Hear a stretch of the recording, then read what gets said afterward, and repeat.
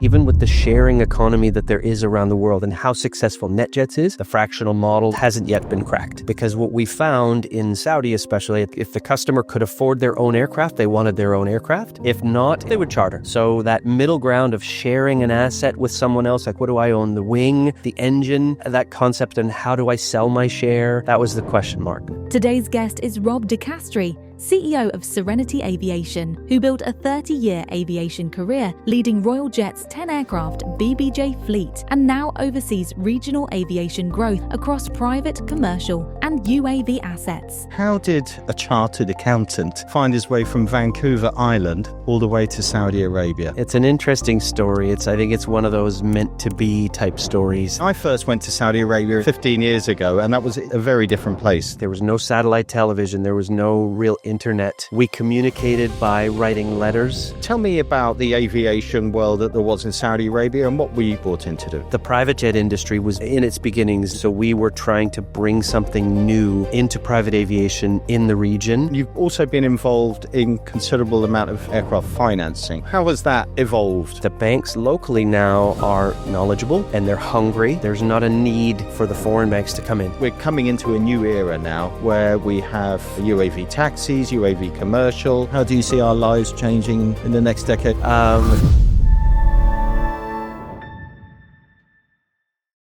You've played a leadership role, like we've mentioned, as a CFO and a CEO, and you've done this in North America, in Nigeria and the Middle East.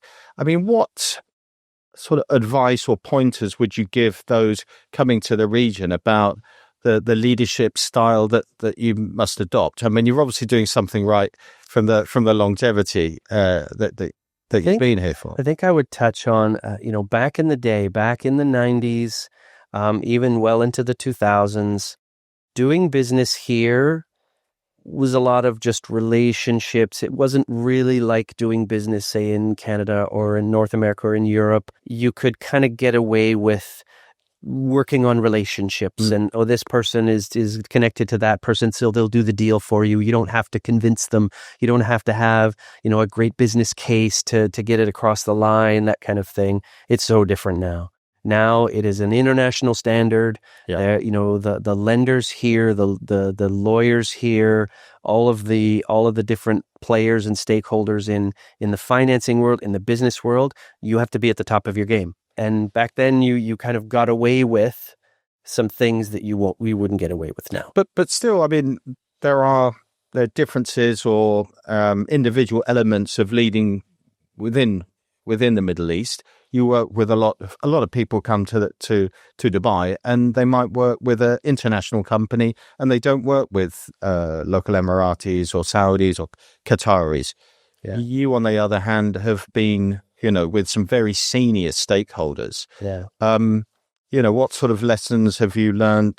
And again, there's obviously do's and don'ts, but again, what sort of advice would you give to those that might be following your steps? Yeah, I don't know if there's any sort of differences in the way you need to lead. I mean, you obviously have to manage up no matter where you are in the world. Yeah. You have to communicate well. You have to keep people updated, and the authorities matrix and everything is more important now than maybe it ever was. You have to keep your shareholders and your board members very well informed. There's a lot more analysis now than there ever was to make sure that businesses are feasible and things. So you have to know your stuff.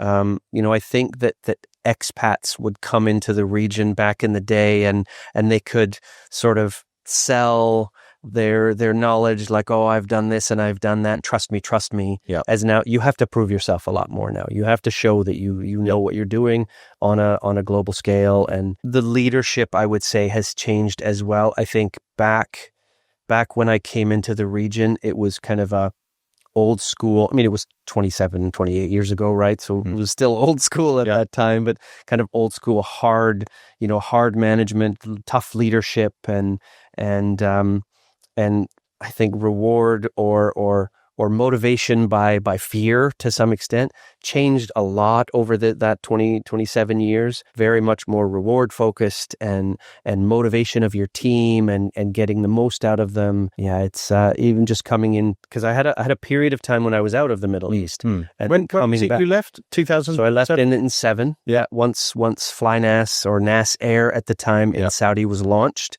that was a big goal. So we stepped out, went back to Canada for a while, and then came back in 2016 and saw the changes in the market and the this is what I'm management feel. And so you came. I think you had 2 roles, one in Canada and one in Nigeria, and you came back.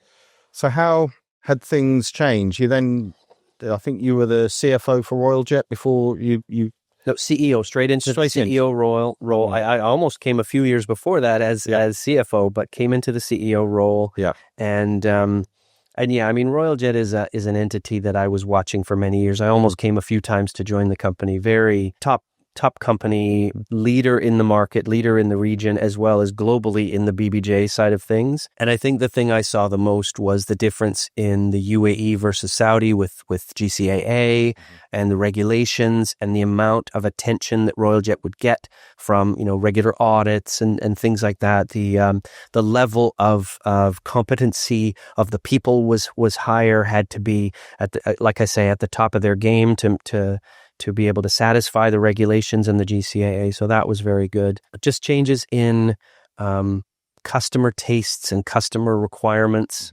Back in the day in Saudi, there wasn't any sort of, actually, there was very much a how new is the aircraft? I won't fly on an aircraft more than 5 years old type feeling, whereas there was a bigger market when we came here, more different customers across the different sort of customer pyramid, and it was more about what's the experience, how safe is it, how nice is the interior, different tastes, different demands. I mean, are there any unique characteristics to tastes for the Middle East owner, compared? I mean, I know there's obviously that can be quite demanding, as most private jet owners are. Demanding, not really demanding in terms of, being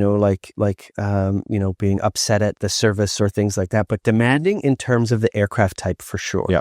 So there's never really been, until very recently, small private jets in the region. And this comes from the commercial aviation side, where the Qatar, Emirates, Etihad, even Saudia to some extent, their regional aircraft or their regional commercial options, so frequencies, but also the first class. They've all had like regional first class. You don't find that in Europe or the US, where you have a flatbed or a pod or whatever flying a 2-hour flight. So the options that customers have of flying one of those many frequencies, say from Dubai to Riyadh or something like that, in a first class cabin, means they don't want to get into a small private jet. In North America, in Europe, you fly first class regionally on short flights. It's not first class, right? It's the seat in the middle isn't there, and your seat goes back a little bit more. But in the region, the customer base is, I don't want to say the wrong word, but spoiled to some extent for that. Yeah. Right. And so there was a lot of attempts to bring small private jets into here for the short regional flights. People are like, no, I don't want to get in a little aircraft where I can't stand up and be in that sort of, I feel unsafe a little bit. No, I'll fly on the airline. It's fine. I can go in my car directly to my aircraft and I can take that. So the commercial airlines kind of dominated that area. And so the private jets in the region were long haul, full stand-up cabins, 12, 14, 19 seaters, lots of big aircraft, a lot of airliners. So converted Boeings and Airbuses and Embraers and that kind of thing. More than any other region. I think there's strange requests you can sort of remember about how, bespoke that they wanted interiors. Yeah, I mean, the interiors wise, there's some interesting aircraft that have been purchased and designed here. Actually, when I was in Saudi, one of the last projects that we were watching was there was an A380 being purchased for private. I don't think it ever got made, but 3 full levels of VIP, including a swimming pool and a gym and a number of these things for a wealthy investor in the eastern province of Saudi. And I don't think it actually went through in the end, but some interesting things like that. We would look at buying some used aircraft from the region, and the things you'd see, lots of gold and lots of luxury on the aircraft at that point. They become a lot more corporate looking, and just on an aircraft at the Dubai Air Show yesterday, it's basically a Hermes design, very nice, the leather and soft tones and that sort of thing. So the tastes have changed, that's for sure. How do you see the market evolving? Because I think at the moment the global economy feels very buoyant, almost inflated, and subsequently there's the business aviation world is doing quite well. How do you see it evolving in the next decade or two? There's some big things that are happening right now. A big announcement that happened earlier this year is Saudi opening up their domestic flying to like there's no more cabotage. Right. So foreign operators can go in there and pick somebody up in Riyadh and take them to Jeddah. And that's never happened before. And I think they're doing a 3-year trial on that. So that's a big change. That's bringing operators into the region. You look at Dubai and Dubai South and what's happening with Maktoum Airport and the growth of that. Just the activity on private jets at Dubai South has doubled, more than doubled. There's just more activity happening. COVID was a big flex point, of course, right? So everything shut down initially. Dubai was one of the first to open up. The traffic really picked up. Private aviation especially went big. A lot of those people who would have flown previously, say on the first class on the airline, either the frequency wasn't there anymore or there just weren't any flights. So they went to private aviation. A lot of them stayed with private aviation because they like it. And those frequencies and those first class cabins didn't come back either. Not right away, at least. And some of that's there now. But I think that trend sort of happened coming out of COVID. So now it's okay, what's the next era? I think it's just more of the same. The one difference I would say is when I mentioned those small aircraft, is I think there's a bigger opportunity now for small aircraft in the region than ever before. Yep. Partly because all that airline capacity didn't come back, but also partly because of the projects in the region, the NEOM projects and the Red Sea, that sort of thing. There's some high-end projects where it only makes sense really for a small private jet to go there, as opposed to an airliner with a big economy class section where really it's the business or first class passengers that are the destination passengers. Well, one thing I was going to ask you, and I know that in North America, there's quite a lot of overlap between first class or business class passengers and those chartering private jets. There's quite a lot of available information, and I even know that in Saudi that's quite common. That a group of people coming to a group of friends coming from Jeddah, they will look at what they can charter a jet for. Yeah. Do you see there potentially being more convergence and some overlapping from people at the high end to charter smaller aircraft, more affordable? I think for those destinations, for those short destinations where it's a VIP destination, for the typical sort of Riyadh Jeddahs or Jeddah to Dubai's and those kind of things, I think a little bit of that's coming because the capacity isn't there and maybe the first class experience isn't there anymore. There's a little bit of that for sure. But North America and Europe are very different in that there's a lot of alternate airports. So there's these small airports, local regional airports, where they don't have a commercial aviation service to them. And so in the US, you can, for a few $1,000s, take, 4 or 6 people and go directly from a small airport to a small airport. Instead of driving to a bigger city and doing the airline from there, going through the terminal and all of that kind of thing, that's another option there. Doesn't really exist in the Middle East, where if you're coming to Abu Dhabi, yes, you can go to Bateen Executive Airport, but that's not very far away from international. So are you going to pay that, 5 to 10 times the amount as the commercial airliner for the private jet?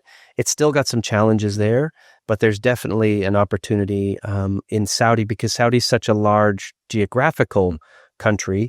There's a lot of internal customers, I think, that will go to the NEOMs and that kind of thing, and even then come to Dubai and fly that way, that the small aircraft have a chance. Okay. Where they'll choose that over the airline, to not go through the terminals, to not worry about traveling with the mass public and that kind of thing. So I think it has a chance now. And then the larger aircraft side, I think that will just grow. Yeah, because there is just so much demand, and Saudi is coming back very strong. Right now. They used to be, like when I was here in the 90s and the early 2000s, Saudi private aviation market was twice the size as the UAE. For various reasons, it died down a lot, 2017 and so on. But these days, it's coming back strong. There should be a big domestic demand as well as an international demand, because for a while there, the UAE was much bigger. The growth had happened here, where Saudi was very quiet. Yeah. And everyone was waiting for what's coming next. And private aviation is an interesting world there. I mean, Saudi's obviously coming on as well with Riyadh Air and very much so, yeah. And what they're doing in Neom as well. So yeah, they're coming back even stronger, I guess. You were at the air show yesterday, I believe, yes? Riyadh Air there in a big way? Yep, for sure. Everybody. I mean, Dubai Air Show is unique because it's military, it's airports, it's commercial aviation, and it's a little bit of private aviation as well. Yeah. But it's massive. It's so busy, takes a long time to get in and get out of there. Big flying show with all the different types of aircraft going on. Thousands of people there, for sure. What was your impressions yesterday? Anything in particular that took your eye? No, just a lot of aircraft on the static display, so a lot of different things you can see. It's really fun to see school groups there touring around and probably getting excited about aviation, which is good. You need the grassroots movement to people to get excited when they're young. I just see, like, over the past 2, 3, 4 years, of course, the growth. The coming back of the aviation industry is very evident at Dubai Air Show. Yeah. And the contrast from that first one I went to in 1999, which was very small and very, very kind of cozy, to this massive exhibition of hundreds of exhibitors in there. And I'm sure there's 100 aircraft out on the static. It's a sign of where we are now, like you say, where the economy is strong. A lot of people are flying. There's additional options available, like Flynas, which we formed when I was back in Saudi. Very popular, very successful now. After Air Arabia pioneered, right, in terms of the low cost in the region, then you had others coming in, which you do. Wizz Air was there and all that. So it's a big market here. Considering the size of the countries in terms of population, it's quite small, but it plays a big part in international aviation. Yeah, I mean, and Emirates was the pioneer here. They're still the leader, of course, but it's definitely on the map. The amount of transit passengers who come through here. You come in on an Etihad flight going into Abu Dhabi, and you go to immigration, and where did everybody go from my airplane? Well, they all went to transit, or a large percentage, I guess. I mean, it's interesting. I've had a couple of other airline CEOs on these podcasts, and one of my observations is, because there's huge amounts of aircraft orders. Yes, they're replacing older fleets, and I know that Emirates have just spent considerable sums to refurbish older fleets. Because there's delays, obviously, in these orders. But with the Gulf Airlines have been particularly successful at taking a large amount of that east-west traffic, that Asian traffic going into Europe or the North America and vice versa. With India investing as it is, and with traditional low-cost carriers like Flynas, like Fly Dubai, with wider bodied aircraft. Longer haul. Longer haul. I mean, do you see that there is a danger of overcrowding the skies? I mean, is certainly if India get it right with Air India and their new fleet, as well as Indigo, is there a danger that some of this traffic is going to dry up? I think the Middle East carriers are going to have to battle for it for sure. Right. I mean, Riyadh Air coming online as well. They're going to be a competitor for that transit traffic. I mean, I think a large portion of the transit traffic goes to India. That's where a big demand goes. Yeah. And so if their aircraft are able to, I fly from Canada to Abu Dhabi regularly, Vancouver through Toronto, and the Toronto to Abu Dhabi flights, I think a lot of those people are coming transit to India. If you can go direct to India on a new aircraft there, and the service is good, and the price is competitive, that's going to be tough for the airlines here to hang on to, for sure. And even, I mean, Turkish is, I think, a big competitor as well on stopovers going through there. So it's going to be more and more competitive, but I think also there's more and more people flying. So with more and more demand, there needs to be more and more supply. So maybe it'll balance out, and let's hope the price is correct a little bit. Yeah, I think that's something right now that is challenging. Flying my daughters over from Canada for Christmas is going to be very expensive, and but obviously very worth it, but different than pre-COVID. Okay, pre-COVID the prices were much lower. So with more supply coming online, hopefully, that'll drive the cost down a bit. There's just one other subject I wanted to cover before we wrap up. Is one of the assets that comes under Wasum or used to be Serenity Aviation is LOD.